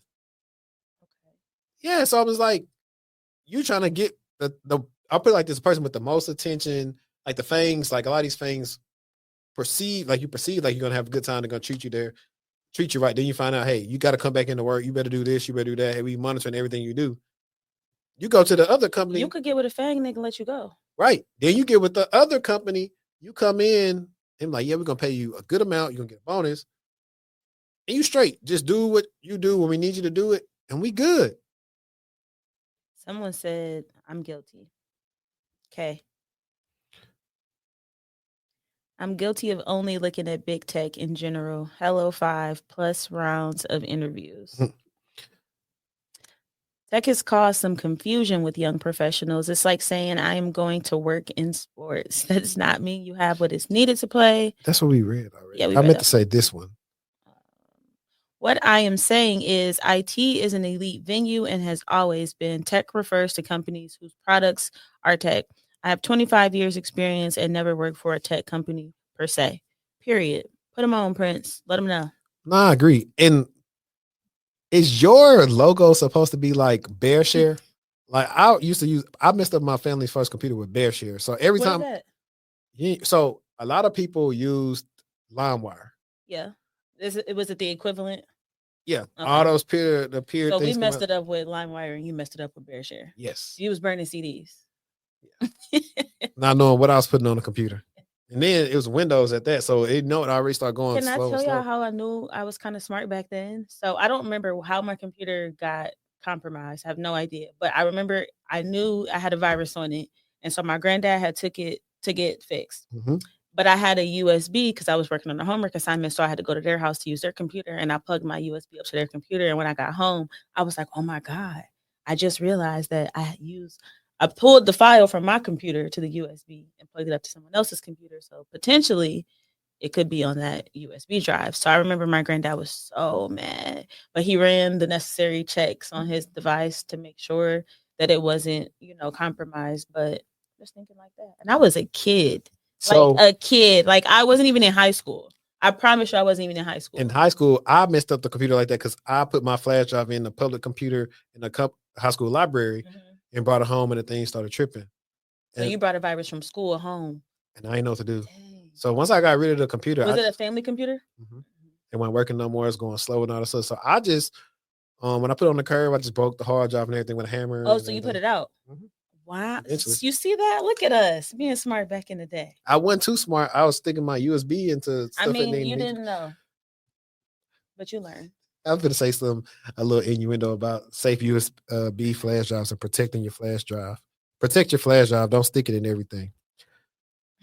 Prince Markey says, you are now my friends list for recognizing the homie. I've seen, this is the first time I've been on live for me to actually say, yo, this reminds me of BearShare. Yeah. And I'm talking about, I used to download videos, anything from that. that was a golden time. Like these kids can go on Twitter and find the stuff. We had to go on torrents, uTorrent, like downloading full PSP games and PS4 games and everything. And if your system was modded, you could play all the games. Now the caveat was that you couldn't play online because like Xbox and them would catch you. So you playing with a modded system. We should do a more in-depth episode about how 10, 15 years ago, we really all could have been in tech before social media became what it was. We was breaking that JavaScript down. MySpace. We talk about how everybody had MP3 players, but it was only a couple people that had the iPod and the Zoom. You had words raining down your page. Yep. Yeah, you had the song starting at a certain. You had spot. People hiding your friends and the top friends. Hiding your friends. Yeah, a lot of that stuff that we didn't even know what we were doing back. It was a good time. We didn't even know though. It was a good time. We didn't know. I know I didn't know. Then after that, I just went on to MySpace. I was like, this is where everybody at, but it ain't nothing like. I mean, Facebook. I was gonna say that's where I was making it rain on MySpace. Yeah. I was like, I remember all my songs. I think I had "Buy You a Drink" on there. I had "My Love," Justin Timberlake. I had. I don't know if I had "Make It Rain." I had more urban songs. I mean, I would have like whatever was my favorite song because back then, this is when you go to school and the radio was playing. Yeah. And the only station my mom listened to was the station that Steve Harvey Morning Show came on. So you hearing all that Jaheim and all that type of stuff in the morning before you go to school. Yeah, because I didn't get an MP3 player till the school. Like middle school. So I remember putting all the songs on there. Well, before MP3 players, CD players, for sure. And then MP3 players came out, and it was a lot more convenient for you to be able to listen to what you wanted to. Do you want to touch on the work ethic in cyber or the strategic job hopping to increase compensation? The work ethic. Okay. Yeah.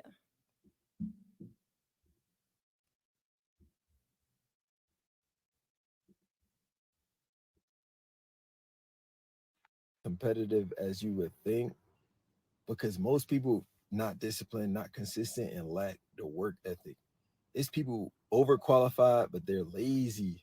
They don't think they have to go above and beyond to secure a role, secure a cert, or just put themselves in position to be successful. It's a small amount of people. Granted, I was around some creators this past week. They got the magic formula. They're brilliant, consistent, and they work their ass off. And that's it.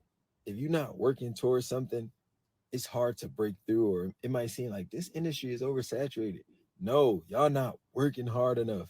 There's a select group of people that are actually working towards something every single day. They might slip up one day, but they locked in every element: certifications, research, networking, applying to jobs, updating a digital profile, creating content. It's some people that's grinding, and it's not a coincidence why they at the top or as successful as they are. No, I agree with buddy. It's definitely people I know like that. And somebody asked me recently, they was like, do you think a lot of people keep up and get sharpen their skills and this stuff? And I was like, not really. I was like, I agree with you. Yeah, I was like, unless you do stuff we doing. Especially after you get the job, most folks are like, oh, all right, I'm just gonna stay right here and do this right here and it'll be cool. Yeah, like unless you're doing that, or what else? You constantly want to. I think if you get in when you're young, you'll do it because you're trying to achieve something. Mm-hmm. But when you get older, late 40s, 50s, if you're not trying to own your own company and other stuff, you're just going to be chilling out. And I've seen that a lot. Like people just relaxing and they're not really grinding and working hard and all the other stuff. It is what it is. It happens. And you'll be like, that's why I tell people you could be a newer person that come in somewhere and you are doing better than people that's been there for years. Cause like, dang, how you don't know this? Or why don't you know this? Or hang on, this dude, are you sure I can learn from this person? Like, they don't know nothing. Yeah. So you got some people that's just at some companies, it's hard to get fired. And that's why some people's like just still there. What they be saying, it's not in you, it's on you. Mm-hmm. Wait, it's not on you, it's in you. That's what they say. Yeah. So if you bought that and you that type of person, that's just like somebody saying like, I'm locked in, I'm finna get fit. But are you really locked in? If you want this, are you really locked in? Are you really putting in the work? And what is the work to you? Is the work just following people on LinkedIn and commenting? No. Mhm. Is the work involving you learning how to maybe use a new tool? Yeah. Maybe you reaching out to some folks that you know use the tool and asking questions to better understand kind of where you're at or maybe something that you're struggling with. But 9 times out of 10, most folks are just kind of keeping it. They're just cruising. You got to be kind of thirsty in this industry to be successful. And I mean, not thirsty for someone's, but thirsty for yourself and your own success and your own growth and just to really thrive, honestly. I agree. There was one. We got a message from somebody. Let me see if I can find it. To the email. Yeah, I'm trying to see if it went to the shared one or they messaged me directly. I think I started. It was before I put the post and stuff out. It must have been to you directly. Yeah, let's see if it went here.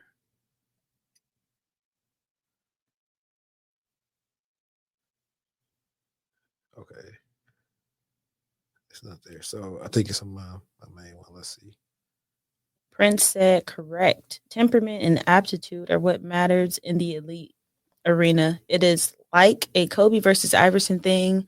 Iverson immense talent, but lacking work ethic. Kobe, well, do I have to say it? Facts. How bad do you want it? But I don't. But see, I can't. You know what? I wasn't really watching AI like that though. I'm not talking about the I'm just talking about how bad you want it. Yeah, no, I was talking about what he said, the Kobe versus Iverson thing. I'm not refuting those guys. Yeah. Yeah. And I mean, But I like, get what he's saying. Iverson like a smaller dude, but Kobe knew like, hey, he was gonna give it to me when he played me. They both were good. So this guy, I don't know if he wants his name to be shared, so I'm not gonna share his name. Hopefully you're watching right now. He said, "Good morning. Hope all is well with you. So I have a question. I wanted to break in tech. I originally want to do computer programming, specifically front end development. I did a program, did a course, got a mentor. The mentor I was paying monthly, and that was kind of burning a lot of money out of my pocket. So now I found careers. Oh, I think he meant to say I found course careers. I'm taking the information technology course, and from there level. I don't know what the question is. Maybe you can read it to see if I'm tripping. All right. So I have a question. I want to break in tech. He wanted to do computer programming, specifically front end development. He did a course, got a mentor. The mentor he was paying monthly, running money. That's no question. Yeah, I don't know what you say, but I'm just gonna say, salute to you on your IT journey. My game plan has really been. I just told my baby brother this last week. He was talking about trying to go back to school and all this other stuff. I was like, bro, take the course, get your just entry level IT role so at a decent company. See if they'll give you some tuition reimbursement. Get them to pay for it like that, or at least get skills to where you can go to a cheaper school and pay your way through school, so you don't have to owe all this money that I owe. Like that. That's really the cheat code. Like people will go to school to get the skills when you can just get the skills, then go to school. And I'm not gonna tell you not to go to school because when you look like us, you gotta go to school. I'm going to always tell you to go to school. So don't ask me because I'm a school girl. I cannot learn the same amount of material by myself than I could learn if I was going to school and I had that structure. So if you ask me for advice, I'm going to tell you to go to school. I'm going to tell you to take a course, but I'm going to tell you to investigate, make sure, not on a school tip, but if I'm not going to necessarily suggest a boot camp, but if you come to me asking me for boot camp advice, I am going to tell you to be very extremely careful with where you put your money. Yeah. And I know we rounding off. I know the last time you didn't have your saying. Do you have a saying for them tonight? I was thinking about it on my way here. I was I don't yet. I know Have what one. earlier we was just talking about fighting temptations, and I thought about like the stuff that my guests are talking about. Hey man, don't you owe me some money? Don't will away from me. What he said in the Bible, it say, "Get your money, man."